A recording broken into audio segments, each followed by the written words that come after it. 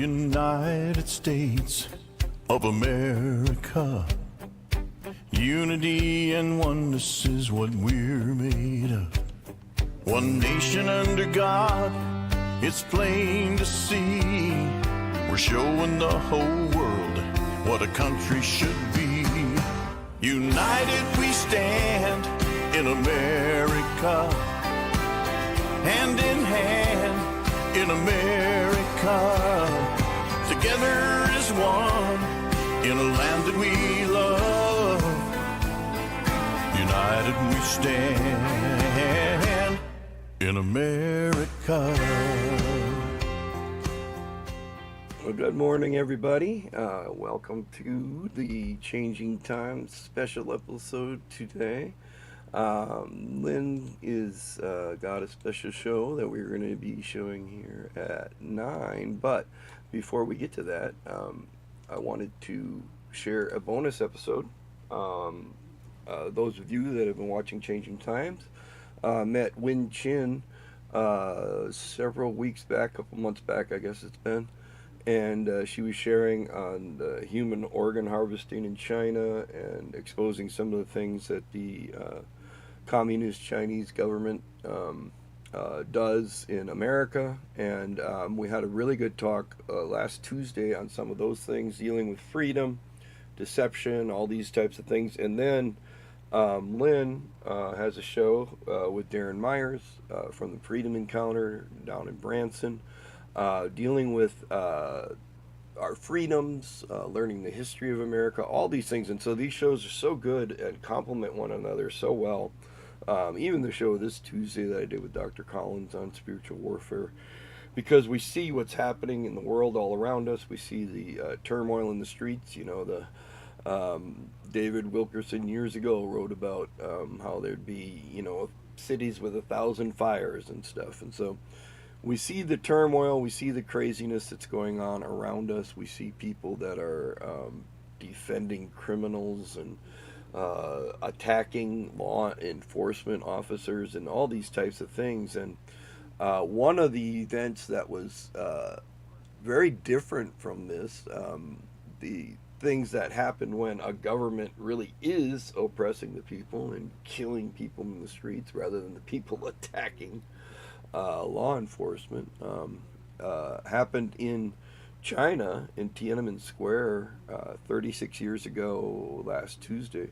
And so I had a talk with Wen Chen. She was able to share some of her experiences with that. And so I'm going to play that episode now prior to Changing Times at 9 o'clock, and then we'll go into Changing Times. It will start just a few minutes later, and I'll try to jump on and explain that again for anyone that joins a little bit later, because this is starting an hour early. So without further ado, here is Wen Chen sharing her experiences in growing up in communist China and the experience with what happened in Tiananmen Square when students were just really standing up for democracy. And it really is an opposite look of what's happening in our country today. But here you go. It's always good to start the stream and then cough so that everybody hears you cough. You know, never cough before you start the stream, always after you start it. Anyway, it looks like we got it started. This is Bishop Dennis Eversen here. I'm here with Wen Chen, and we're going to talk about what's happening right now and what an important day this is to remember some things in your life. So, Wen, thank you for joining me today. Oh, I'm so sorry. Yeah, that's okay. I accidentally pressed the wrong button. Yeah. Hey, if that's the worst thing that happens during the broadcast, it will be great. So, not a problem at all. It's good to have you here today. And, you know, before we started, you had mentioned, I didn't realize this, but this was a rather special day, or important day, to remember something that happened in China. So why don't you share a little bit about that as we get started? So, yeah, today it's like the 36th anniversary of the Tiananmen massacre. Wow. And I remember when it happened in China, I was in high school. And I really was clueless about what happened because all we saw on the Chinese TV were about like how bad the students were. There were protests, and they were so bad that they attacked the citizens. They attacked the military, and we were shown dead bodies of the soldiers. Yeah. And we were told that the students killed the soldiers, right? Like, and everything about the Tiananmen massacre you hear in the Western world, we were not aware of any of them. Like, I was naive. I was a teenager, right? Like, I was naive. So I never saw that a government could lie. So I believed everything I saw on TV. But there were at least like several incidents that I would never forget, like that made me kind of suspicious about what happened in China. I think the first one was, the day after the Tiananmen massacre, right? There was one day after school, I came home and I saw my dad sitting in front of the TV and he was shouting to the TV. He said, like, you said no one died. And what about all those blood on the Tiananmen Square? And then the moment my dad saw me, he just stopped and he suddenly left. Yeah. And I just there clueless what happened, right? And then in school, like I was in high school, the students like us, right? Like we were required to write essays about the Tiananmen massacre. We had to say, like, how bad the students were according to the requirement of the government. I remember I wrote so like basically essay. you were basically told what to say, and then had to say it. Yes. Basically, we had to write essays like to kind of align to the government requirement. And I was one of the best students in the class, right? Of course, I wrote an essay. I said how bad the students were and everything. Right. And I remember my teacher, my language arts teacher, when he read about my essay, he had such a strange expression. Very strange expression. It was not like usual. He would say, "Oh, good job," like you are the best. But he had such a strange expression on his face. I couldn't tell what's going on because, obviously it was well written, but he was reluctant to say anything. And then that was the second incident. And the third incident was like 1 year after the Tiananmen massacre. I went to college. Once you go to college, right, you see students from all over China, and I was from a southern city. So, I never saw what happened in Beijing, but we had students from Beijing. Like in Beijing, everyone witnessed the Tiananmen massacre. Yeah. So I remember there was once like the girls, like, in the dorm, we gathered together, we ate, we chat, and we talked about randomly anything, right? And like all of a sudden I came up with, the topic about students and something. I said, oh, those students on Tiananmen, they were so bad. They killed the soldiers. And I thought that was normal, right? But there were two students from Beijing, two girls, same age as me.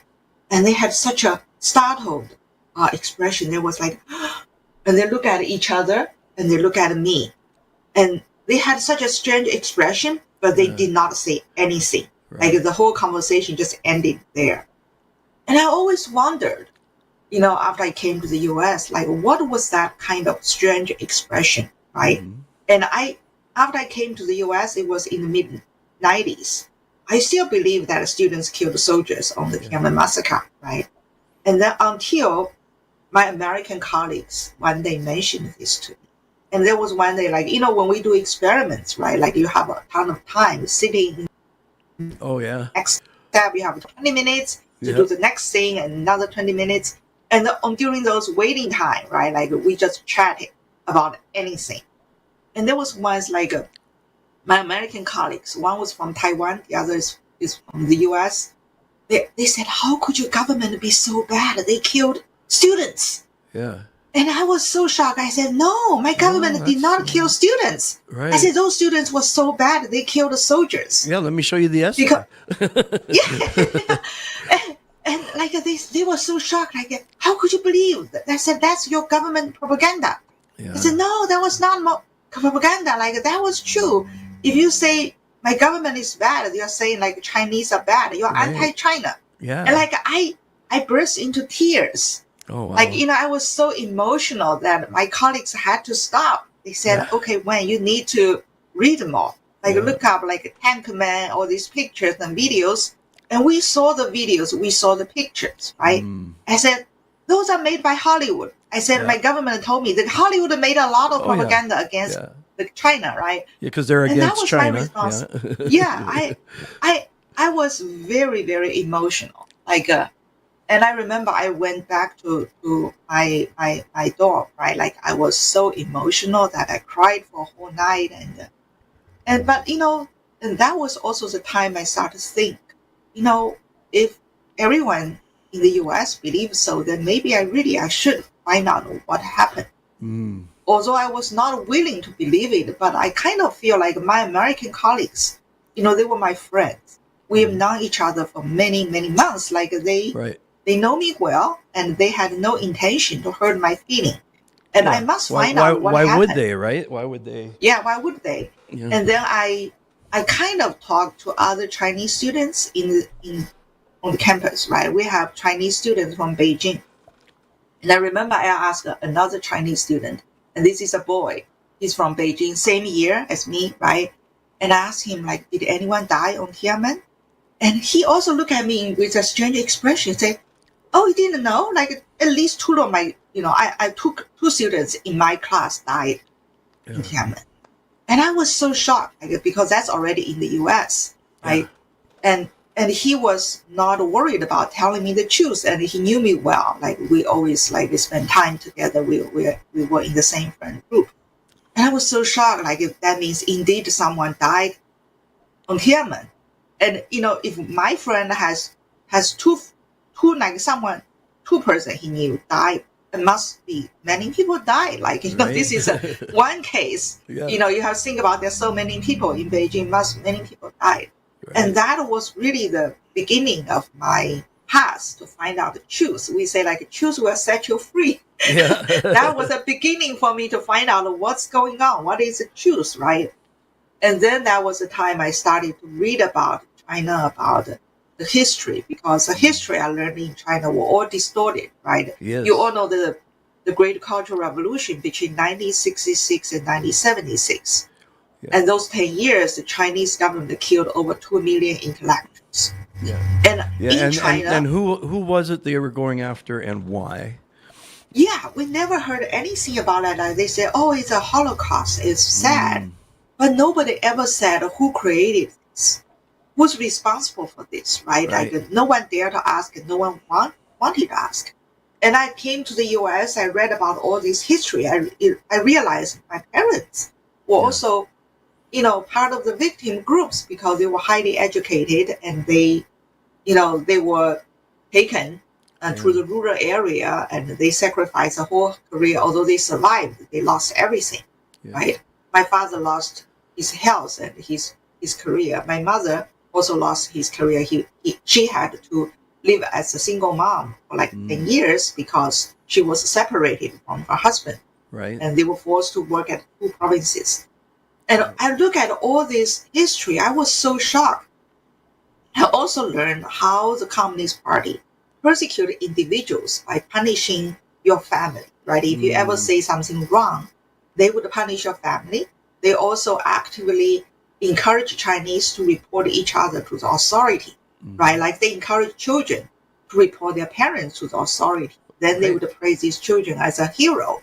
Yeah. They would encourage friends to report each other to the authority to exchange for cash rewards, right? Yeah. They also, they would like give prize in the public, like to praise how wonderful you are. You love the Chinese country, right? Better than loving your friends and family. Yeah. The And state, that was right? why, The government. that was why my father would not tell me the truth. That was why my Chinese teacher would not tell me the truth, even though they knew what happened in Beijing. Yeah. That was why my Chinese classmates, in China, in college, would not tell me the truth because they look at each other. They thought, okay, she's very pro CCP. If we tell the truth, she may report us. She'll probably turn us in, and then she'll get a reward, and she'll be even better praised. And Yeah. that was so shocking after I came to the US. Like I just feel like that was unbelievable. Like I lived like this for Yeah, 20 years. well, with the Cultural Revolution with your parents, I get so you didn't really know. I mean, I remember you sharing like they had books, but they didn't really read them. Like you knew they were educated, but yet there was something. You always kind of knew there was something but you wouldn't have known then about what they went through when you were younger. And so this is what you learned after. And the Tiananmen Square was the thing that really that catalyst that kind of broke that truth, that brought the truth, that brought that freedom to be able to explore and learn the history of what happened. And then, boy, that really had to really touch your heart for your parents, what they went through. Yeah, but it's just sad. Like in many people who went through this, right? They thought they were not persecuted. They thought that was a norm. Like, my parents still saw like they were not persecuted. Yes, they were never thrown into prison or labor camp, right? Yeah. But the whole China is a labor camp. Like they, my dad wanted to be a nuclear scientist. He was taken to a coal mine. Yeah, that's quite a bit different. But he thought he was not persecuted because, everyone lived like this. We had to follow the order of the CCP, of the Chinese Communist Party. For the good of the state, for the good of the country, or whatever, however it's... Yeah. See, this is the most powerful part of the propaganda. They would twist your mind. They would twist your mind. Like, they would make you think it's normal. It was not persecution. So that the authority can twist people's mind. Once you accept this ideology, this distorted logic, and you would think everything the party did was right. And if there's anything miserable, and that was your mistake. What was your fault because you didn't follow the party's order. That was your own problem. That was not the party's whatever problem. Group the party decides they're going against at the time. It's their fault, whatever. Yeah. And I see that's the fundamental problem of all these atrocities in China and maybe in many other Communist Party countries.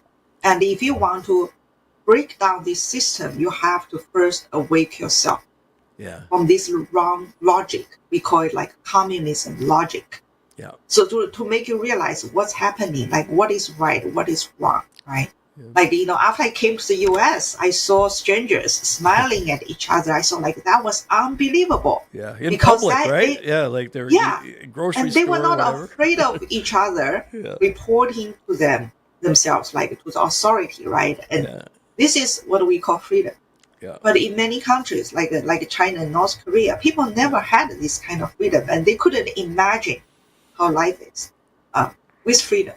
Yeah, and there's different ways that kind of spirit comes in. The thing we're talking about here is the communism that has infiltrated, China, taking over so much of it. But in other places, it has other names, but it kind of shows itself in the same way that oppression, basically making people into slaves, serving this government, this kind of force that's out there, not. Just destroying families, that is definitely a big thing. There's right and wrong. There's a culture of life and family and things that are good, and there's a culture of death that's out there, and one of destruction. And I mean, we see it manifest in different ways, right? We see that with some of the attacks that were happening here in our country, individuals saying free Palestine, and they're going to kill people that are innocent, doing nothing in order to, if something you're promoting, you have to kill other people, you have to destroy other people, you have to silence other people. There's probably something wrong with what you're doing and what you're supporting. That's horrible. Just think about what's happening in Colorado, right? Like, what happened there. And I would say, like, if what shocked me the most 30 years ago, how I worked from the propaganda I received in China, that started my journey to become an advocate for human rights in China, to expose the Communist Party's lies. Right. But like nowadays, I think, especially starting from the COVID time, right? Yeah. I was shocked again. Like, was how much influence the Chinese Communist Party has in the United States during the COVID, right? Like I see the whole scientific field bought out by the Chinese government. Like, when we all see like this virus, right, from Wuhan, and like it was so obvious, right? The pandemic started there, and they had a virus lab. Right. And at that time, I remember, like, it was February, right, 2020. Like before China denied that virus, it was from Wuhan. Most of the scientists in my circle believe that, okay, something's going on with that lab, was likely a leak. And I was expecting the Chinese government to say, oh, it was a leak, it's all the fault of this lab, like it's not the Chinese government's fault. That was what I expected, because that was typical of the Communist Party, right? They would not take any responsibility. You blame some person group and you get rid of them, and we took care of the problem. It was them. Yeah. But what really shocked me was like the government just completely denied the virus came from Wuhan. They said Americans brought it to Wuhan in this military, like, was like a sports activity or something. Well, they said an attack Americans or brought it to Wuhan. Kind of, yeah, they said Americans made the virus and took it to Wuhan, which was like ridiculous, right? Like, how could this be? But see, the scientists in the U.S. accepted that. They accepted this kind of they say, oh, this virus is not from the lab, it's from bat. It's from animals, wild animals. But Wuhan bat was is the big 2,000 kilometers from bats, right? Like, and Wuhan people, they don't eat bat. That's not part of Chinese cuisine. Yeah. And I see them lying like that, as if like it was true. And I see people really believe that. They said science said so. Follow science, believe science. Well, that follow was who is science, amazing, right? how much of the health community, scientific community, how much of educated people around actually weren't willing to admit some obvious things that a lot of people are like, wait, what? This doesn't quite make sense. And for so long too, right? It wasn't just a short amount of time. I mean, there were people that were literally shut down in our country, in America, because they didn't say the right thing, go the right direction, and that's a really scary thing in a country that's supposed to have freedoms. Yeah, it was the most shocking moment. After I came to the US, it was in 2020, right? The spring of 2020, when I saw like leading science journals openly had this statement signed by hundreds of top scientists say the virus is not from the lab. It came from nature. Yeah. That was in the spring actually of 2020. saying it's not even, that it wasn't even possible or something, like it's not from that. Yeah. That's an incredible They completely statement. denied the connection from the lab. I mean, to me, it's like openly lying about it, because this lab has been doing gain of function research since 2015. Because I know that because they published a big article about it. And like, you can look at the article and these top journals and scientists say this is not gain of function. I said, are you kidding me? This is not a gain of function. They make bat virus able to infect mouse, right? If that's what not else would you call function, it, right? There's not another I term. was so shocked, like, because I see like these journalists, these scientists, they definitely know what's going on, but they openly denied it. And the rest of the scientific community just followed this mainstream, so-called mainstream. Right. Because if you do not follow this mainstream opinion, you're going to lose your funding. You're going to get backslashed by the whole community, and nobody wants it to become a target. Yeah. So it is shocking. a community when you get into some of the fields like that where you can be totally shut out. I mean, you can lose funding, ability to, whatever field you're in to even work in many ways. I mean, they can really shut you out, or they can reward you rather handsomely. Yeah, I know. I mean, they can.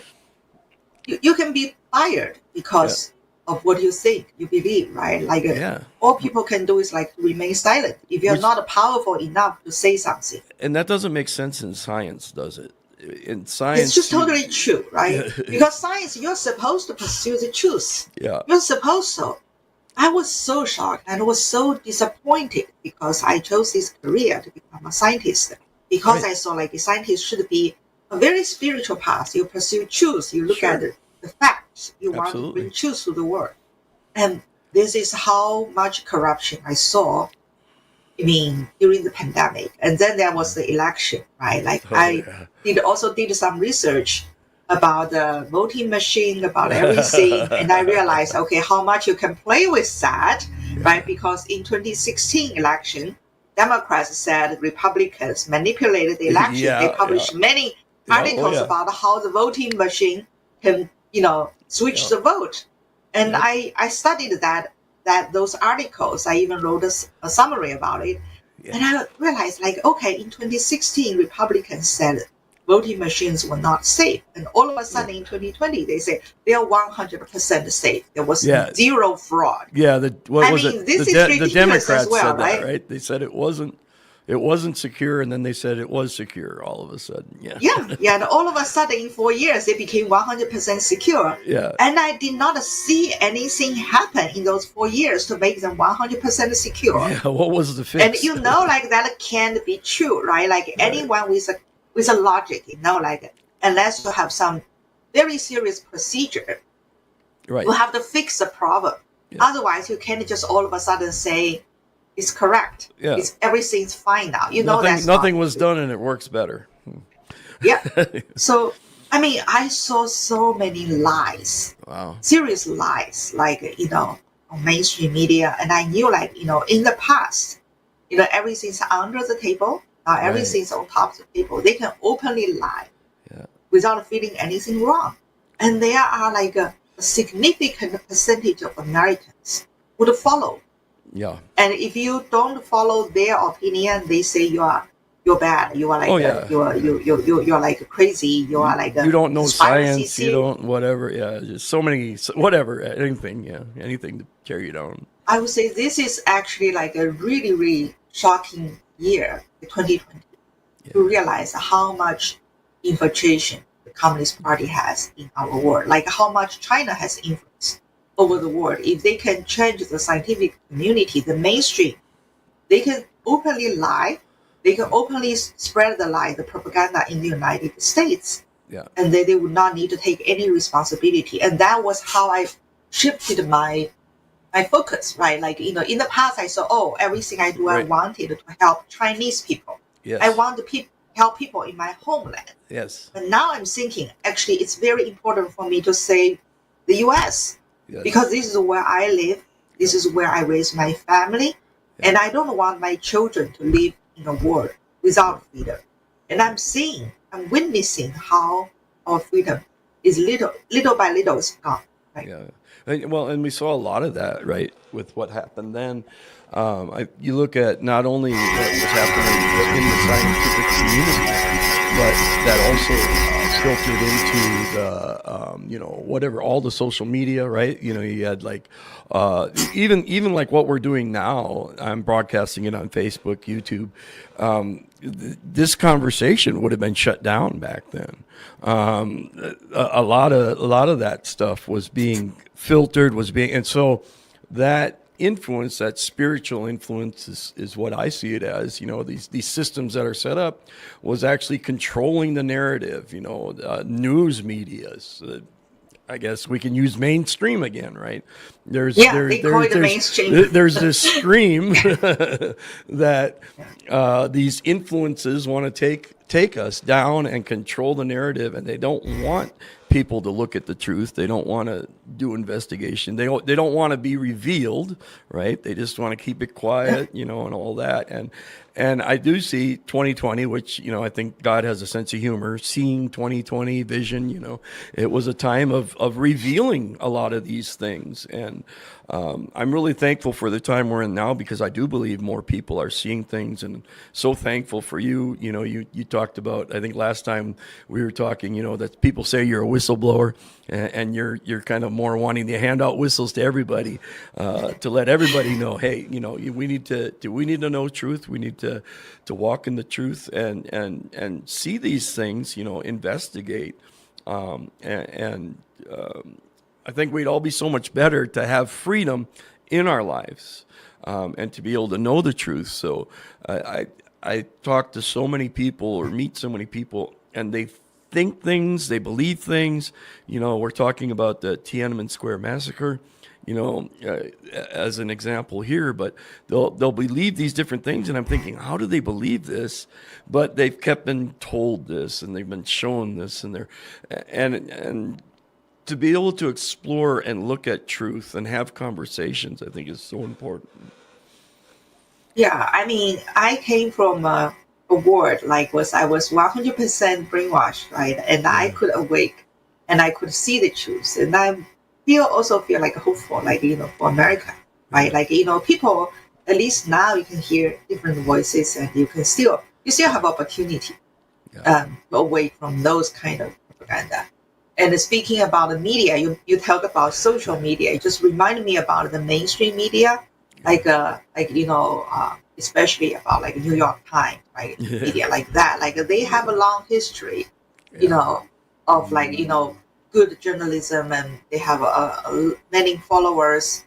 But that was also the target of the Chinese Communist Party, right? If you can take over that mainstream media, right, then they can spread propaganda, and then they can use their credibility to help Chinese authority, right? The New York Times, have quite a few articles about human rights in China, but they would focus on small problems, labor camps, Uyghurs, and they would say, okay, see, this is all about human rights in China, but they would not cover anything bigger. They would not want to say anything about the major groups persecuted in Falun Gong, in China, especially this group called Falun Gong, the spiritual practice. Chinese people do this meditation for better health, and about before 1999, about 70 million Chinese people practice meditation called Falun Gong. And nowadays, Falun Gong become the major victims of the persecution by the Chinese authority. Yeah, I never in a hear report about in that. 2022, right? In the year of 2022, according to the U.S. State Department, 79% of dissidents detained in China were Falun Gong practitioners. Wow. So from Amnesty International, from United Nations, from U.S. State Department, every report in all the times indicated after 1999, Falun Gong is a major group persecuted by the Chinese government. If you look at the number, way more people in Falun Gong were persecuted than Uyghurs. But the New York Times really report about Falun Gong.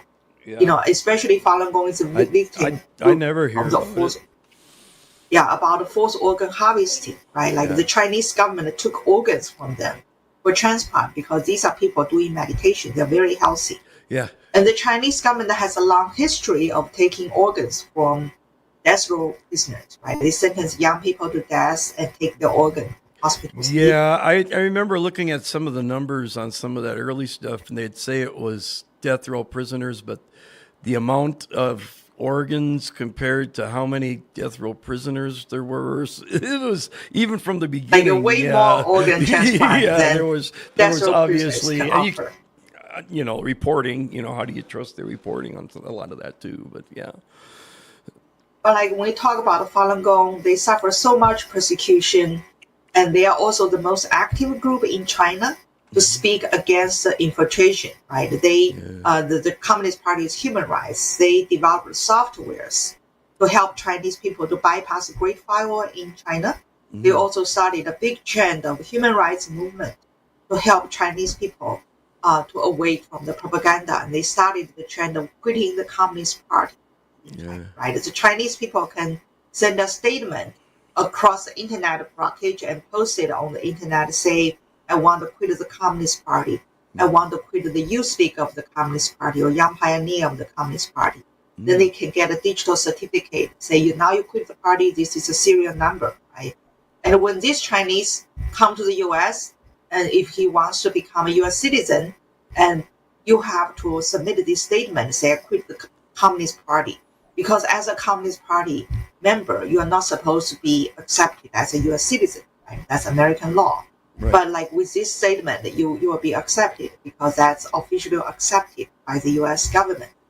And on that website, they already accumulate over 4 million, 400 million, actually 400 million statements in the past 20 years. So Falun Gong is an amazing group under such a brutal persecution, right? Like they are still speaking the truth and saving Chinese people from the propaganda, helping them to awake. There are three pillars of truth. Remind us the three philosophies that they have. So with all of this happening, right? But what is New York Times doing is like they rarely mention Falun Gong. They never talk about the human rights atrocities. They openly deny and say, oh, the organ harvest is not happening.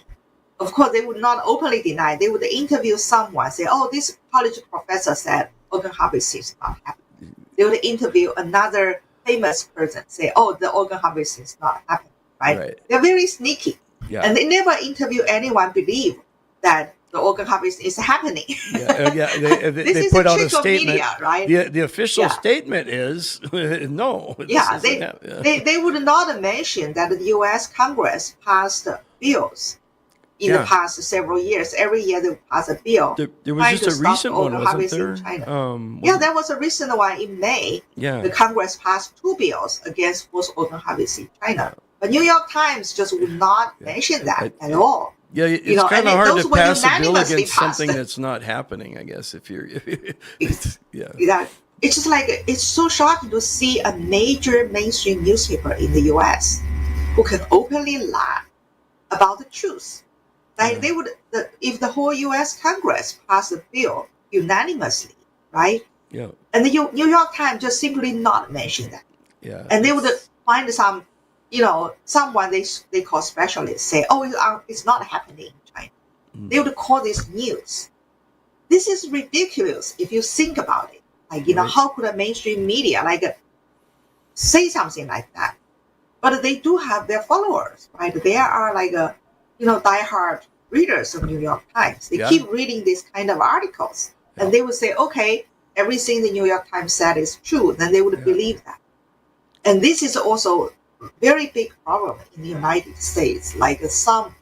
A significant percentage of mainstream media are spreading the propaganda, and most of them have business ties with the Chinese government. Right, the Chinese government would pay them to run advertisement, in article formats. Right, some articles may be just directly supplied by the Chinese authority, and the Chinese government can also send people to work for this media.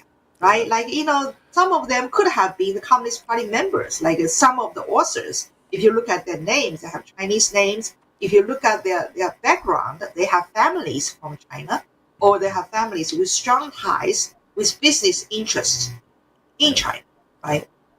And of course, once they start to work for the New York Times, they would write pro-China articles. Yep. The New York Times can always say, hey, we have balanced report. We interview 99% of our specialists who are pro-Communist Party. We interview 1% that's against the Communist Party. And then all you see is 99%, right? Yep. This is the reality. They would say, they would claim this is truth. They would claim this is news. This is just unbelievable to think about. This is happening in the United States. Yeah. It's not much different if you look at these reports. What the New York Times is doing now. What is the difference between New York Times from the Chinese state TV? When the state TV in 1989 said the Tiananmen massacre was about students killing soldiers. Yeah. Right? New York Times is doing the same thing. Yeah. Like the Chinese state media in 1989. Yeah. That was so shocking to me. Yeah, this is in the United States. It's hard to believe, especially when you look into it and realize how much it is. It's really hard to believe how much influence there is, how much really kind of control of the narrative. This is exactly really, really shocking.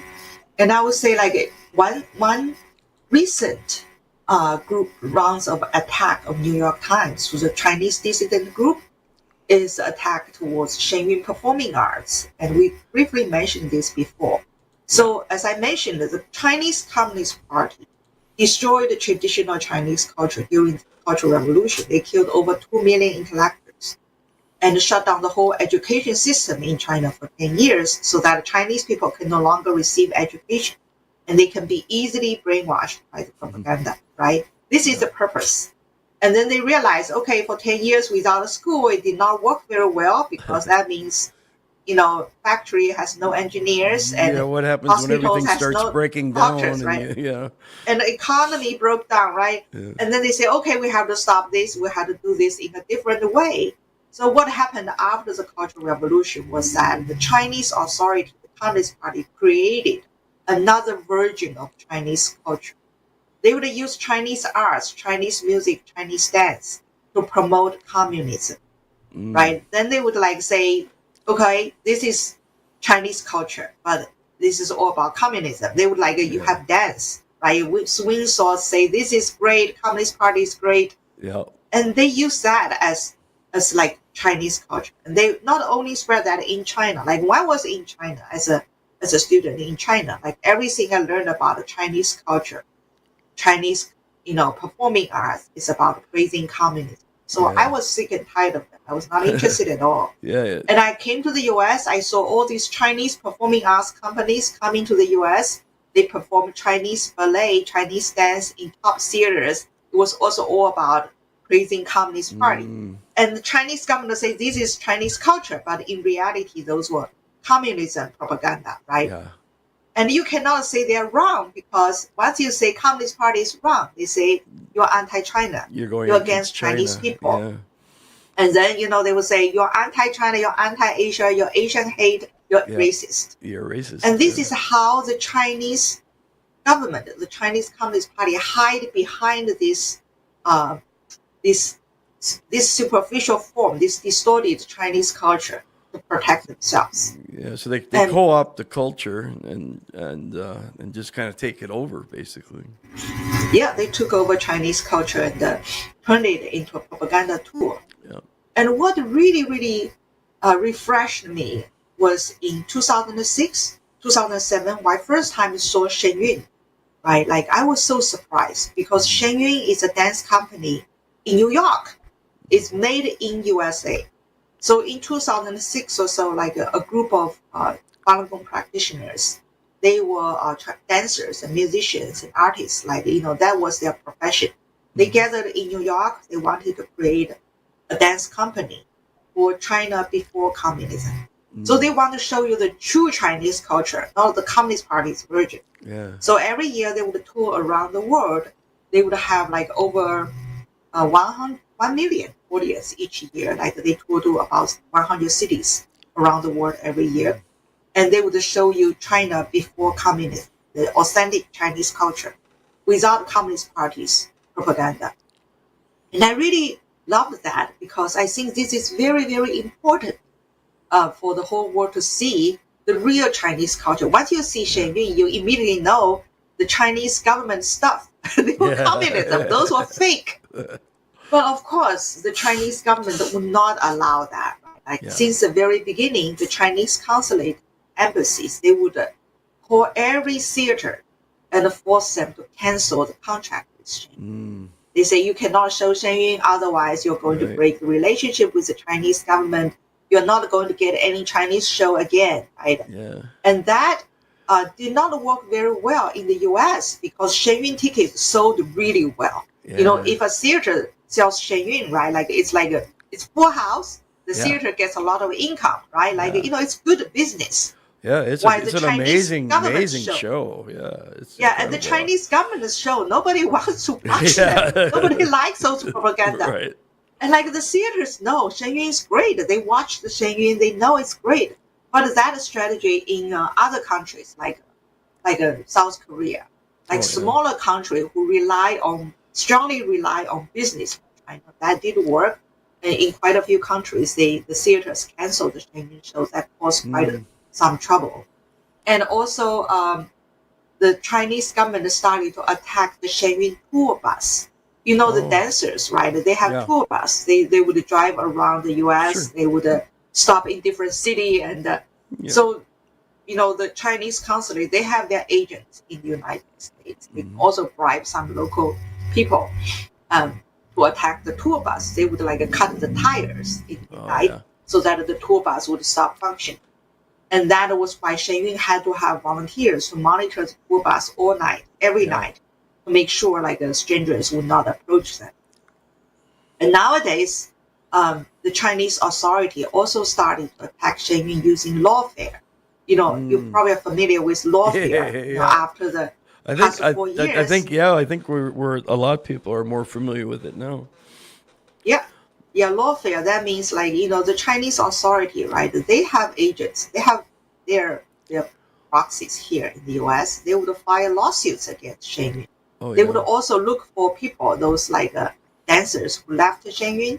You know, because every year Shenyun would train the most brilliant dancers, Right. and then every year they have assessment, right? Yep. If you're not good enough, they will not be able to renew the contract with you. You will Right. have to leave. And of course, every year some dancers, some musicians would have to leave because they Right. were not good enough, Right. right? And you know, it happens to all these top dance Yeah. companies, all Yeah. these top. If you think about Olympic and everything, right? You Right. have to. You Yeah. were chosen to be the good one because you're the Yeah. best one. Yeah. And if you're When you're not at good that enough, you level, leave. you can't stay there for very long. Exactly, right? And of course, you can look at all these people who could not stay. And Yeah. some of them will have Oh, yeah. resentment. They say, oh, Absolutely. it was not a fair. Like I was good enough, but they Yeah. didn't let me stay, right? Yeah. People don't make And it to that level without just a little bit of ego too. So. yeah, and then like the New York Times would look for, and these CCP agents, the New York Times would look for these people who were not good enough, and they would say, "Hey, do you want to write an article about your negative experience Yeah. with Tell us how Shenyun? bad it was. Yeah. Tell us how bad it was." Yes, the New York Times in the past year published at least 8 or 9 articles like this. Oh. They purposely interviewed dancers and musicians who were not good enough to stay and let them tell their story how bad it was, how bad it, you Hmm. know, some of them like completely distorted because at least one of the musicians published a statement on X and he was very, very upset after the interview by New York Times. He was not happy that he had to leave, but Right. he really wanted to stay. He said like that was you know the best dance company. I want to stay with Shenyun, but I had to leave. It was sad experience. But New York Times distorted his words, making it sounding as if like Shenyun was such a bad experience, right? Hmm. And like you know, so by this strategy, they were able to find some people who had resentment and take Of their course. words. You know, we're talking about manipulating their words, right? You know, you say 100 words, like you know, 99% say it was a great Yeah. experience, but I was so sad, like I had to leave. Yeah. And they would only take your last word. I was so Yeah. sad about this experience, right? I felt And like this is they how didn't they, do it properly. They could have done it differently or whatever. Yeah. yeah. So then they could publish articles, negative articles about it. And because it's New York Times, right? And then like other mainstream media will like, you know, also launch some articles like that, maybe like, you know, publish similar articles. Well, And they also started to and recruit some of, the fact that they published so many in such a short amount of time, is that really what's so newsworthy? That doesn't seem balanced with other news that they would be reporting on. That shows you an agenda. That they definitely. Would, And the reporter who wrote all these articles is a Chinese from a family with a very strong business tie in China. And his family, her family has been like openly praising the Chinese Communist Party. But after these were exposed, right, you know, they wiped out all the websites that had published the history of her family. So you can see this agenda behind the scene, right? Obviously, the Chinese authority has an agenda, and they send this reporter to New York Times to write specifically this kind of articles yeah. to demonize Shenyun. And they are also having a lawfare, like I talk about lawfare, because you know when you talk to these formal performers, Shengyun, right? Some of them may not feel so good about their experience, right? They would file lawsuits against Shengyun. And you Right. can see these people who never had much like a background, all of a sudden they were able to find the best lawyers around the world. Yeah. Very, very expensive law firms Mm-hmm. to like start lawsuits against Shengyun. And what kind of lawsuits they can file, right? Like you Yeah. would say labor law. They would say Shengyun used child labor. It was Okay. very interesting because if you think about professional dancers, right? They're like Yeah. gymnasts. Yeah. You have to be young to be able to tumble, to Yeah. fly, right? Yeah. If you're too old, you cannot tumble. No, And of you course, you don't if see you many think about elite gymnasts that are in their 40s. Or exactly, if you look at a gymnast, Olympic champion, how old are they? Yeah. 15, Yeah. 14, right? 16. Yeah. And if you're over 18, they will say you're too old. Yeah, you're done. And nobody would say Olympians, they're child labor, right? They also have their commercial, like, ties, like, sponsors and everything. And nobody would say they're child labor, right? Right. But, they could file lawsuits against Shengyun saying they use child labor because Shengyun toured around the world. And some of the dancers, they were students, right? Like the students means like high school students, they were under 18. And they would say Shengyun used child labor. Right. And they would file lawsuits. And you can think, okay, it shouldn't work, right? Yeah, Like this kind of lawsuits. But so they does that mean, are. so every movie that has a child actor, that would be child labor, right? So every movie Exactly. needs to be sued. Yeah. This is just ridiculous, right? If you think like, a performing arts company use child labor, and especially like this is like classical Chinese dance that require like skills like gymnasts. Yeah. This is just ridiculous. But they're filing many, many lawsuits. And like, they have a ton of money Yeah. to file these lawsuits. And if you have a ton of money, if you have enough connection, you can find, you can make it move through because, Right. right? Yeah. Like all these kind of things can happen. Yeah, in when the it past comes 4 when it comes years. to the lawfare and using the legal system to attack people, oftentimes the process is the punishment. It doesn't really matter what happens with the lawsuit. It's just the fact that they have to hire lawyers, they have to go to court, they have to deal with all this stuff, and that's expensive and time consuming and distracting and all of that. So a lot of times they don't even care what the outcome is. The outcome is just putting them through that. Or the goal. Because by doing all this lawfare, right, like Shengyun would have to like spend a lot of money, a lot of energy to deal with these lawsuits. And at the same time, New York Times can publish more articles against Shengyun. So this is just incredible to think about. This is happening in the United States. Yeah. This is not China. I'm feeling like this is becoming like China. Yes. You can see the government would persecute like a group of peaceful people who just doing meditation. And now this government is persecuting these people in the United States, using their money, using their resources, using their connections with media and the legal system. Yeah. So this is, I think like we really need to find out what's going on now, and we need to be. Yeah, it's so important to know the truth, to know what's happening, to know that there are forces out there that are trying to manipulate us. They're trying to deceive us.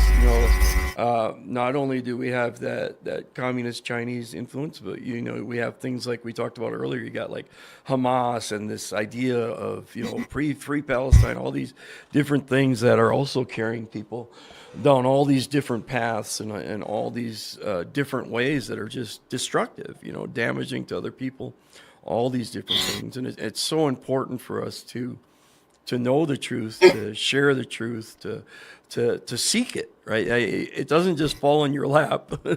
You do have to do some seeking. We also need to keep in mind, like this also pro-Hamas like force, like China is also a major part of it, right? I remember I saw one report, like 80% of weapons used by Hamas, like, made in China or something. So like China is also the major force of many, many problems around the world, including the Russia-Ukraine. Right? China is also the major sponsor of Russia. That's why we cannot sanction Russia, because they can bypass from China, right? Like they can buy everything from China. So when we talk about the Communist Party of China, not only they cause trouble in China, they cause trouble in the U.S., they're also causing trouble all over the world. Yeah, Middle And this East, is something we have. and when that force is working and doing things, it's got goals. Like getting the rare earth materials, all these different things, and getting the land, by military bases or whatever. There's definitely a goal. There's a plan. There's work being done. That's long-term goals that are working very effectively, and it takes individuals like you, sharing the truth, individuals being willing to look at and say, wait, am I being deceived in some way? What areas do I need to look at a little more? Where did I notice some things that maybe weren't quite right, and I need to investigate a little more? Yeah, Dennis, I just feel like, I always feel like I'm insignificant, but anyone insignificant is your own responsibility to the society to find out the truth and to speak the truth. And this is how history is made, like by insignificant people. So I hope that is a good conclusion of our conversation today. I think it's perfect, because ultimately, right, nobody's insignificant. We make a difference to the people around us, and whatever way we can to be able to not only to be able to know truth for ourselves, but to help share it with others, to help people to find freedom, right? And I think, one of the things we didn't hit on a lot, but the greater freedom you have now than what you had before when you were believing lies and stuff, and the freedom even to be able to explore and to learn new things and to find truth. Some of the things we learn aren't real pleasant, but as we learn truth and we're able to share and we're able to help, I think it adds so much to the world around us, to creation. And I believe very strongly that we are created, and being part of what we are created to do is live and sharing life with others. And part of that is knowing the truth and sharing the truth. So thank you for all that you do. Thank you, Dennis. I'm so glad to have this session on a very special day. Yeah. Yes. And please, if those that listened, if you're not familiar with, look into what happened to me at Tiananmen Square. I think when I was young, the only image that I remember in America that was so strong was the one guy that had his groceries and was standing in front of the tank. But then that message in America was, some people stood up and they did good, and something's and never really knowing the reality that there were people that were massacred there, and those lies that were told. So thank you again for joining me, and I'm signing out. If you have any last word, go ahead now. Thank you very much. This is a very special day. Yeah. I'm glad I could do a little bit for the Chinese people and my American friends. Yeah. And if you don't have a whistle, pick one up and start blowing it. That's from our last one. Thank you, Wen. Thank you. I'm stopping the stream now, and we are going to be clear. Yeah, he's clear. Don't worry about him. All right, thank you. Those of you looking for Changing Times, we're right up. I just played earlier episode with Wen Chen for the 36-year anniversary of the Tiananmen Square massacre. Powerful testimony. And now here is Changing Times with Darren Myers was in, and with the Freedom Encounter. Just want to make sure I had it queued up right. And without further ado, here we go.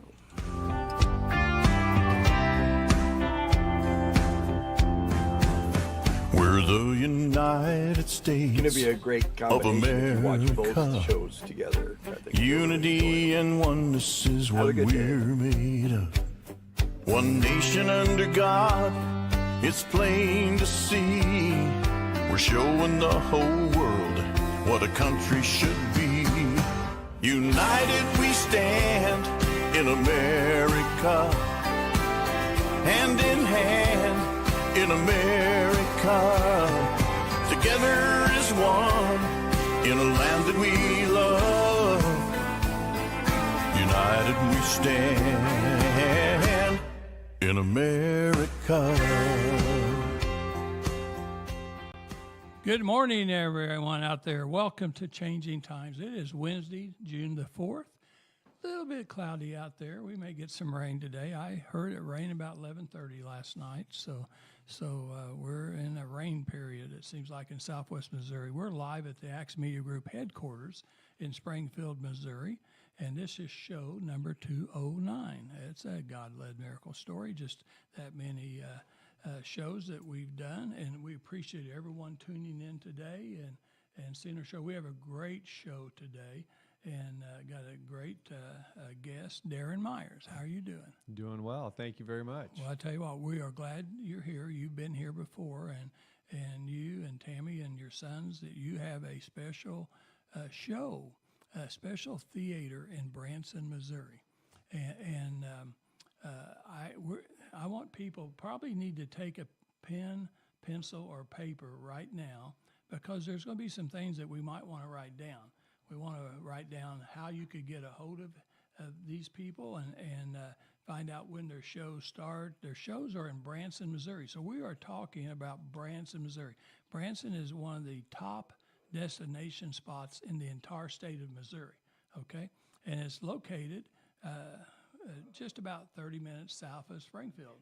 And it's just a great place. Lots of theaters, all family-friendly shows. Silver Dollar City, just a lot of hunting, fishing, boating. It's just all kinds of things. It's probably one of the most friendly veteran towns, communities in the entire country, Branson, Missouri. So Branson has a lot of things going for it. We have visitors from all over the world, not just Southwest Missouri, but if you're from Southwest Missouri today, we have a lot of people right now that's watching our show, listening to our show. If you are anywhere close to Branson, Missouri, you need to go and down to Branson to your show. Okay, and he's going to talk, Darren's going to talk about the show, but I want to do one thing first. I want to say happy birthday and let everyone know Dr. Paul Collins is our founding father. He's the gentleman that started Axe Ministry. And I'm not exactly sure how many years, but he is actually celebrating his 90th birthday. So happy birthday, Dr. Paul Collins. I believe his birthday was actually yesterday. But he is known by a lot of people as a modern-day prophet. He probably doesn't know this, but he's been a mentor to me for a long time. I'm old enough I watch people. I watch people all the time, and I learn from people. Sometimes I may not even talk to them, but I learn from them. I watch to see how they interact, what they say, how they listen. All those things are very important. And so Dr. Paul Collins has been a tremendous person. And what's interesting about Dr. Paul Collins is he has a doctorate degree in religious studies, okay? So that's really great, and that's enough, isn't it? But no, he also is a doctorate in human psychology. So he kind of takes it from both ends of the spectrum there and continues to help. He's still preaching out there. He has a show. Is that on Tuesdays, Dennis? Paul Collins' show on Tuesdays? Yeah, he's been joining me on a show that we've been doing on Tuesdays. Yeah.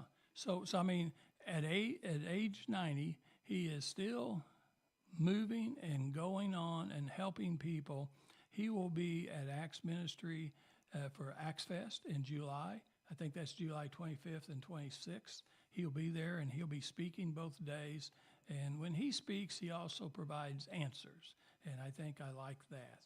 I like that. So again, and now Jim Whining is our president and of Axe Ministry. He's taken Paul Collins' place and is doing a great job. And Jim will be speaking obviously at our 2-day event too, July 25th and 26th. But anyway, that's Paul Collins, and so let's go ahead and get started, because we got a lot of things I want to educate people on today. your Freedom Encounter theater, it used to be called the Yellow Ribbon Theater. Right. And Tony Orlando. Tony, a lot of people know Tony Orlando. Even if you never went down to Branson, you probably know Tony Orlando. He was a really good man and a very talented entertainer. And really sincere. I liked him. I knew him pretty well. Actually, I filled his prescriptions down at one of my Branson pharmacies. Okay. So a lot of I'd call famous people, got their prescriptions filled. A lot of them didn't want to go in the store and be seen, but they would go through the drive-through or have somebody go through the drive-through for them. So yeah, we took care of Andy Williams. He was one of my customers. Lots of different people that performed down there in Branson. But you and your family had a vision. You came up with this idea to put this theater in. So let's start about your vision, and then we'll talk about what you actually do down there. Okay, sure. Well, I, being a music education major, have always been interested in helping the young people learn. And we've kind of, over the last 10, 15 years, focused on this concept of freedom and the principles that go into it, and just the reality that it is a spiritual war. And so there's the spiritual element. If you believe in a creator and you believe that human beings are created with value, and then that leads to the purpose of government, and good government protects the individual as they're created to pursue their dreams and their potential, and bad government takes over the individual and controls them. So at its very core, this whole thing is really a spiritual war. For is man going to be able to be free to worship the King of Kings or just the King? Right. And so, when you tie it all together, it's a fascinating story. It's emotional, it's inspiring, it's faith-filled. And if you look at history, there's so many quotes and so many stories of individuals. And that's not being taught to this generation. So, when government is pulled out of context and it's through the lens of Marxism or socialism or collectivism, you just lose all of that meaning. And so as we traveled around the country and saw different history museums in America, American museums about the Constitution and all that, we started to realize they're just not covering that side at all. And it's not right. There ought to be a place where families can go, school groups, church groups, and see that faith side of it, because that's what is exciting about history. That's what's exciting about America. So we set out to build that place, and it's been a miraculous journey. Lots of stories we could tell, but God has provided this theater. It's sitting on 10 acres down in Branson. It's a 2,000-seat theater. And our vision is to truly make it a first-class attraction that educates in the principles of freedom. Well, I tell you what, and I've always thought, I loved history when I was in school. And I always have thought that if you didn't know where you came from and how you got where you are from the beginning to now, present time, you're liable to take the wrong road some way along the road. Absolutely. And I think I don't know. I don't understand why people don't understand how important the founding fathers, what you're teaching them, the Constitution, what they went through, and everything like that. So let's go through some of the attractions and shows that folks can see. They can actually go down there. I'm recommending, because grandparents, I'm a grandparent. I've got 6 grandkids and 1 great-grandson now. And so grandparents, you could go down to Branson, Missouri. It's a great drive, and a lot of people fly into either Springfield or Branson. We have an airport, a nice airport in Branson, and you can fly either way and then drive down to Branson. You need to take your grandkids. And while the grandkids are learning and having fun, you're going to learn something again, too. It's going to reinforce what you heard and saw in school a long time ago. And then parents, obviously you need to take your kids, too, okay? You need to take your kids, or you can take your grandkids and do this. I'm challenging everybody that lives anywhere near Branson, Missouri, and even outside the state. If you're going on vacation this summer, Branson is a great place. Southwest Missouri is a great place, and you've got a great attraction. So, what kind of shows are they going to see? Well, so since our long range goal is to build a museum and a kids play area with the bookstore and the theater, but right now it's just a theater, and we've got the bookstore, of course, and we're adding some exhibits, which we can talk about in a minute. So right now it's really show driven. We've got what we're doing now through August 15 is this brand new family show for kids called A Time for Freedom, and it's basically a time machine and a mad scientist who kind of lost Washington, and we've got to get him back to the Constitutional Convention in time to complete this. So it's a way to educate and have fun at the same time. Our opening day actually was yesterday, and it was just a tremendous show. So the kids love it. The parents had great comments about it, and it's a fun way. It's got a lot of humor in it, but it's a great way to educate. And we're aiming at the young people with that one. So that goes through August 15. And then from September through November 11, we'll do the Freedom Journey show, which that's more, we have holograms of, Patrick Henry, Frederick Douglass, William Bradford, George Washington, Ben Franklin, and they're giving actual speeches. So the hologram appears, it's their own words, they talk from the past, and then we blend that show with live music, videos of modern immigrants, and then we go through the founding documents. It's a journey. So it starts way back with the individual and works all the way through time, through the Pilgrims up to today. And then we even talk about the modern enemies of freedom, Marxism and such. And then we close it out with the future of freedom. Where do we go from here? So that's that show. It's a 2-hour show with an intermission, and that will be September through November 11. And then this year, for the first time, we're doing a Christmas show called An American Christmas. And we have Timothy and Hosanna Noble from Ohio. Timothy's just an extremely talented piano player and singer and arranger. And he's played with Dino several times. And, we're honored to have him and his wife. You got to be good if you play with Dino. Yeah, I know. I mean, he's pretty good. That's exactly right. And Timothy is just amazing. So he and his wife, she sings beautifully and plays violin. And so we're excited about this Christmas concert. We'll weave in some American trivia and tribute to our veterans. And so it'll have that flavor to it, but it'll still be a very much Christmas show. So we're excited about these shows. We're also, for the first time, offering the Freedom Journey Experience, and that will begin in July. And that should be a daily event. Right now, we're planning on doing it Tuesdays through Fridays, every day at 11:30. But then we could also do schedule groups in the afternoon or mornings along with that. That'll be for 30 people or less. It's a 1-hour experience.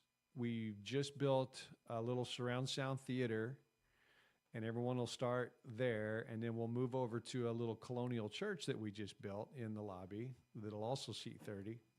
And then we'll move over to a one-room schoolhouse that'll seat 30, and then we'll move them back to the theater. So it's an interactive experience, and the message is very much like the Freedom Journey show. It'll just be told in a different way. And we did some filming out at Silver Dollar and Shepherd of the Hills with some very professional actors. Benjamin Rush and his son, Richard, are kind of the key figures in that experience. And so it will hit on the faith side of freedom as well as the principles of freedom in the founding documents. So we're really excited about that, and that'll begin in July. Well, that sounds exciting, Darren. And also, I think we were talking before the show started, This will be the first summer that you guys are going to be having something every day, right? That's right. And, Yeah. and you've not done that in the past, and every year you're making progress, and so I think God is with you, and this is exciting. So let me ask you this: so with all these different shows, so how about the first one, A Time for Freedom, the one that's going on right now? Who are these actors and performers? Are they local people? Some are from other places. How do you find all this professional help? Because every show down in Branson has tremendous talent, and I know that you have tremendous talent too. Yeah. So where does that Yeah. talent come from? Well, these are just good people that live in the area, and this summer show, A Time for Freedom, was casted perfectly. We've got I think 2 different, sight and sound actors, another one that acts at Silver Dollar and Shepherd of the Hills, and then another one who was one of the leads in The Promise years ago, and was an MC at Dixie Stampede or Dolly's Stampede. And anyway, it's just amazing talent and very fun. Lots of fun to watch them work. The kids will love it.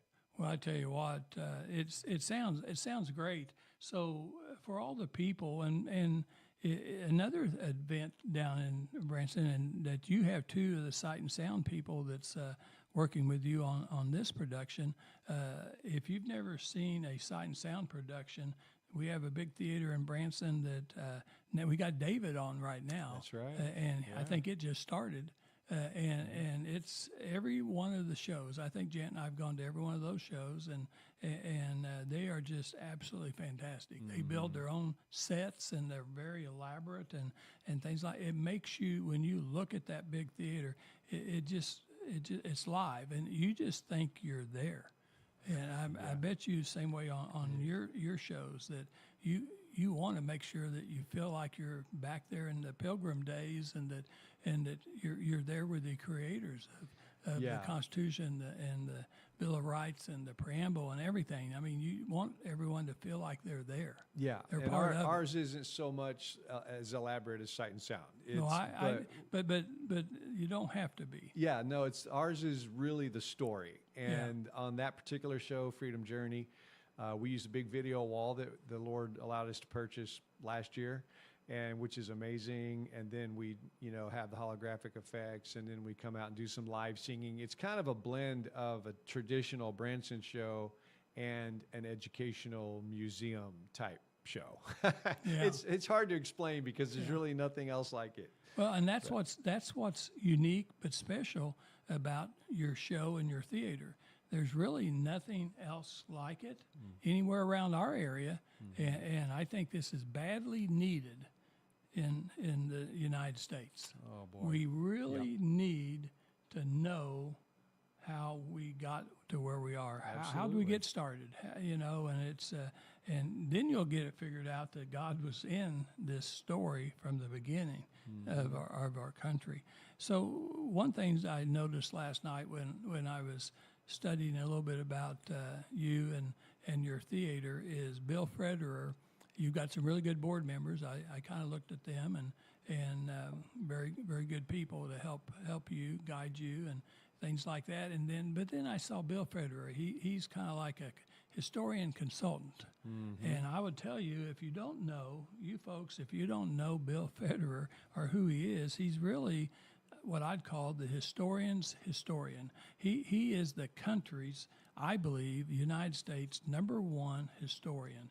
He can talk. I've been to probably a dozen of his talks and shows, and he can talk for hours and never look at one note. Yeah. He does not. He doesn't actually. I don't know how he breathes because he really just talks. But his mind. He knows everything about history. He's a strong Christian. He's a strong educator, and he's published. I don't know how many. I probably got. My wife thinks way too many because I have too many books. But I have probably 8 or 10 books written by Bill Frederer. Yeah. And many of them have been autographed by Bill Frederer. to me, he's one of the most important people in the United States. Yeah, and absolutely. so I have always tried to go where he's at, and so I really appreciate him. So I know you've got the right history story with Bill Federer. Yeah, He's making sure he's validating everything you guys do. Yeah, absolutely. And I've got all of his books too, and have read them. And I think I've even teased with him that we're trying to make what's in his books come alive for people who won't read the books.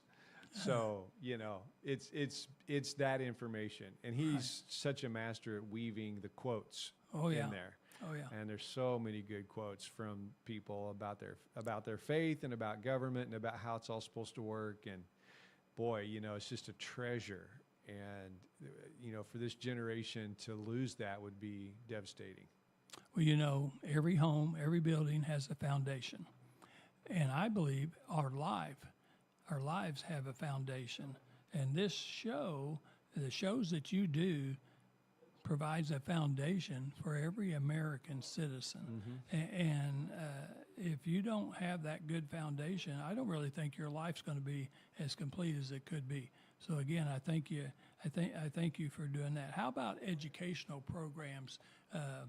What kind of education program? I mean, everything that you do down there is educational, but is there any special education programs that you're working on? Well, and every year looks a little different. So we've had different guests, and Bill Federer and others. We had Rick Green last year. So this year, what we're doing is a couple of biblical citizenship courses, which we've already completed one. Now we're doing like a turbo. We call it a turbo biblical citizenship because it's all on one day on a Saturday. And so I think we've got 2 of those left. And then that also, for the price of that ticket, which it's already reduced because we want people to learn, they'll go to 3 or 4 sessions and then go to our show that afternoon. So it's kind of a way to just, let's get this all in on one Saturday, start at 10 a.m. and be done by 4 p.m. So there's a couple of those, and then there's a couple of Patriot boot camps. And both of those curriculums were put out by Rick Green. And Rick Green is very much a partner with David Barton. So we're excited about offering those. We've got this newly constructed surround sound theater, and that's where they're offering those educational classes. So Brian Rollman, who lives in the Ozark area, comes down and teaches those and leads those on those days. So we're excited about that, and there's a potential to do a lot more than that as we move forward. But right now, that's what we've got to offer. Well, that's very good. A shout out to Brian Roman. He is from Ozark, Missouri in Christian County, and that's where I'm the presiding commissioner. And so Brian is a tremendous man, a strong Christian man, and so he's helping lead those classes. And again, I mean, this is an opportunity to, and how often do you guys do that? Is that? The Saturday things, there were 4 of them scheduled, and I think we've already done 1. Okay. So there's 3 more, and I'm sorry I don't have those dates. But so they're on the website. Okay, well, let's do this. Right now, how would people, what's the phone number they can call and find out more and your website? What do we do to? And the next one is July 5th. July 5th. Pretty sure of that. So you got plenty of time. So how do they contact you? Well, the easiest thing is go to freedomencounter.com. Freedomencounter.com. So freedomencounter.com, write that down. Mm-hmm. And then there's links there to go to all the tickets, whether it's a show or an educational program. Okay. And then is there a phone number that the people that don't want to go find on the website? Yes. What's the phone number? It's 417-544-0372. Okay, say that one more time. 417-544-0372. Okay, I hope you wrote that down. We'll repeat that before the show's over, but I think that's really important. You got a handout that you kind of give out to people. This is what will be in all the silver dollar racks around Missouri and Arkansas, And basically, it lays out the 4 shows that we're doing and has the contact information Wow. on it as well. There, Okay. I'll give those to you and leave some Yeah, here. yeah, we'll try to get the word out. I mean, this is awesome. It's just really, really, really awesome. So, and then I know you got this here too, to see summer show for families and kids, a time for freedom. So, Mm-hmm. Yeah. so time We're for doing those. freedom. We're doing those on Tuesdays and Friday at 10 a.m. 10 the a.m.. kids show. Okay. So it'd be a alrighty. great, getaway for a homeschool group or just a family, church group, whatever. Well, the Green family, they opened up the museum in Washington, D.C. One of the things, I've been to D.C. several times, but I've never got to see the museum. But one of my things on my bucket list still is to make it back to D.C. one time, not probably to be political, but I might, but I really want to go see the museum. I Yeah. want to see that museum, and I know Janet and myself, we would enjoy that. Maybe we can plant a seed in the Green family's minds to help you with your museum.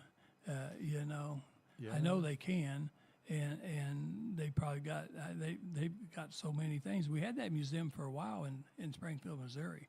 It was just Right, Did you see yes, that went to little? that. They had Sure a little did. museum that was a Green family, Passages. and it was awesome. Yeah.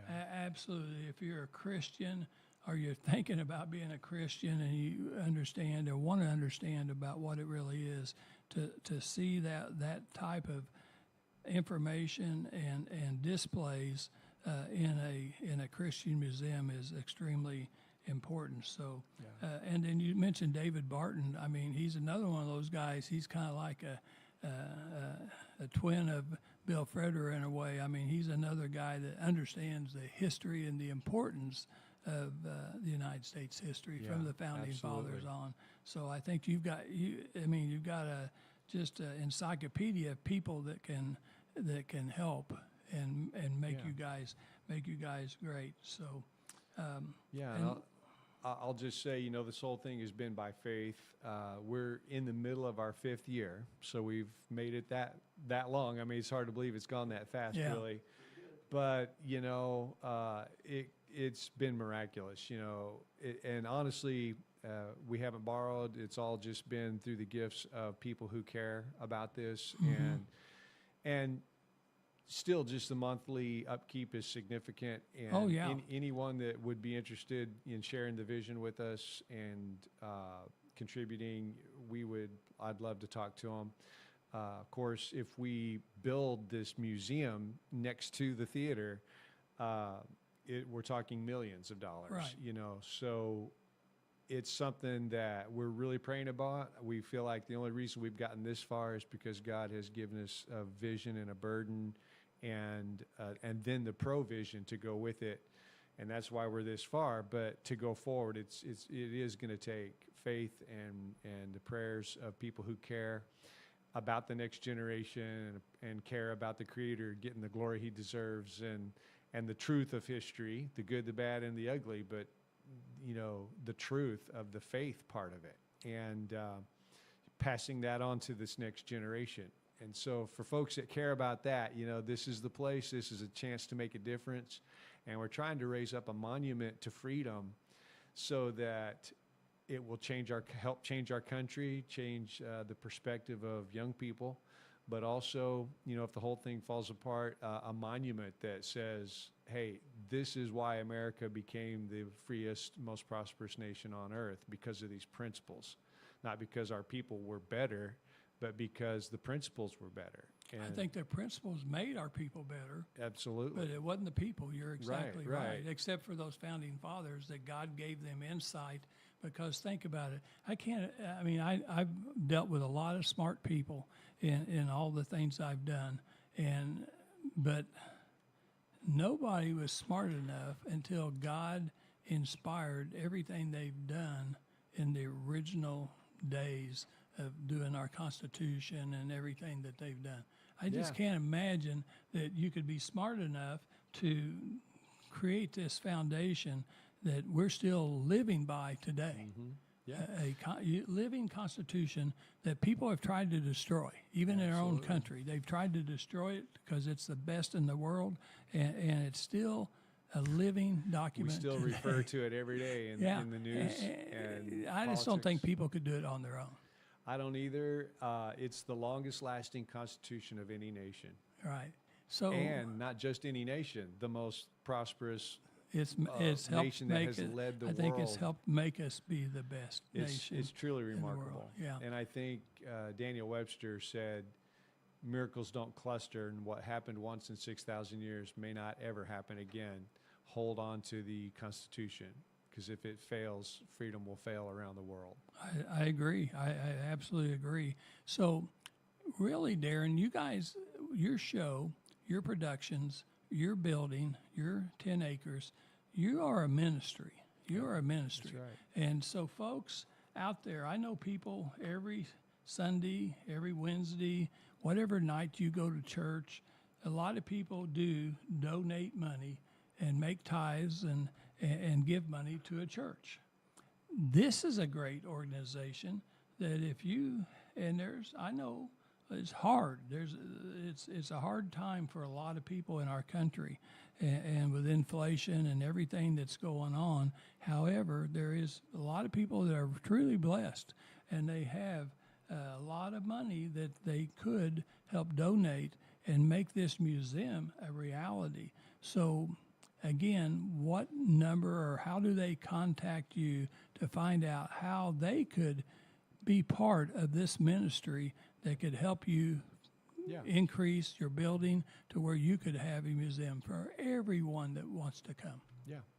Well, the easiest thing really is to go to freedomencounter.com. The phone Okay. number's on there. Okay. There's also a enlist today button, and you can correspond by email that way.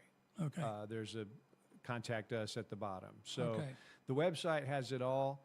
Again, that number, they could call that number, and I would love to set up an appointment, just talk to them, the 417-544-0372. And I'd be more than happy to, we've got actually a fly-through video that we've created of the museum that hasn't been built yet, and it is amazing. And it's basically telling the story from, the walkthrough would be, you start with the individual, and then you move to the tragedy of tyranny, which is the abuse of government, starting with Nimrod all the way down through the Caesars, all the way up to the Pilgrims. Then you actually walk through the Mayflower. You come out with the Independence Hall and a church building where Patrick Henry gave his Liberty or Death speech. Then you move through the documents into the blessings of freedom and all the inventions and immigrants and all of that, all the way up to the modern enemies of freedom with the Hitlers and the Karl Marxes and all. And then you get to the cost of freedom, which is a tribute to those who have paid the ultimate price. And there's it simulates you walking through Arlington Cemetery. And then you get to the future of freedom as the last one. Of course, Ronald Reagan's quote, future isn't, or the freedom isn't guaranteed to the next generation. It has to be fought for and defended by each one. So the question of what do we do, where we go from here. So that walkthrough experience is what we're trying to build. And I have the video and can share. Sit down and share that with someone if they want to set up an appointment, or a board or a group or a family, whatever. Very good, very good. Well, I tell you what, Darren, we're going to just take a real short break. Folks, don't go anywhere. You're going to learn something. Now, I'm going to talk about our two sponsors, and then we're going to come back and wrap up our show. But our first two sponsors that we have, Brad Pistow is a certified fiduciary financial planner located in Ozark, Missouri. He's been a sponsor of mine for 7.5 years on my radio program, my political talk show. He also has been a sponsor from day one here. We really, really appreciate Brad Pistow. He is the #1 financial retirement specialist, I believe, in the state of Missouri. I use him, and a lot of my family members and friends use him. He always has this slogan, and he really means it. the plans that he works out for you, you will not run out of money before you run out of your life. And a lot of people worry about that. It's so expensive to live today, and as you get older, you have health cost expenses and all kinds of things, and you worry about, am I going to run out of money before I run out of my life? And so he's got programs that will help you, and he has 2 books. They're both best-selling books on Amazon and bookstores. You can buy them. One's called Bulletproof, and the other is Safe Money Matters. The first one is Safe Money Matters. You can get those free. You don't have to go buy them. And so here's the number, telephone number. That's why you want a pencil and paper. 417-581-9222. 417-581-9222. He will send you the book. He will send you information. He's licensed in 12 or 13 states. He has associates in all 50 states. He goes around and speaks all over the country, and he is a contributor for USA Today, a business section. He's Wall Street, all kinds of magazines and newspapers, things like that. He's the real deal on retirement planning, and so everyone needs to think about retirement planning. It's never too early to start thinking about it, so I highly recommend Brad Pistow. The second sponsor that we have that's also been a sponsor on my political talk show and at this show used to be called Youngblood Motor, and bought my last 2 cars from them, Grand Cherokee Jeeps. Now John Whittaker owns Springfield Nissan, Springfield Kia in Springfield, Missouri on South Campbell. Interesting thing, on one side they have new cars. On the other side of South Campbell, right across from the new shop, they have used cars.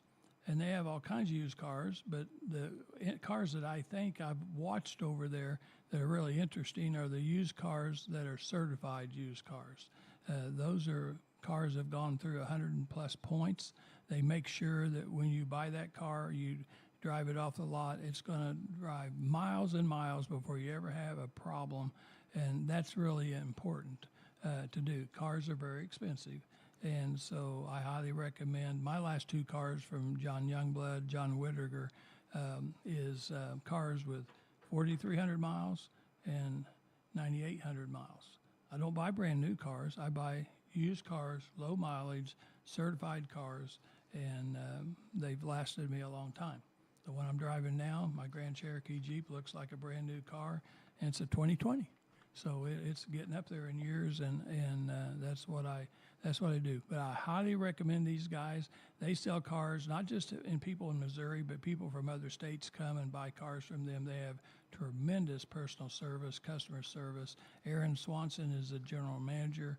He'll be back on our show soon. We're trying to work out a time schedule for him, and so will Brad Pistow. I love to have my sponsors on the show because people want to hear what they have to say. And so that's very important. Okay, we're going to kind of wrap up. How many minutes do we have left? About 4 or 5? 5 minutes, okay. So kind of last things, that what do we need to tell people about what you guys do? Well, I would just summarize that, without education and faith and bravery, we can't sustain freedom. So Yeah. it kind of gets back to what we're doing is very basic. It's like the starting point. And I love the activism and politics, and it's all important. But we can't afford to miss the first principles. And so, education is critical to faith. You gotta understand the principles so that you can exercise faith, which always leads to courage or bravery. And we say we're the land of the free because of the brave. But if you don't know what you believe, you won't be brave, because you're not rooted in those principles. You don't see the cause.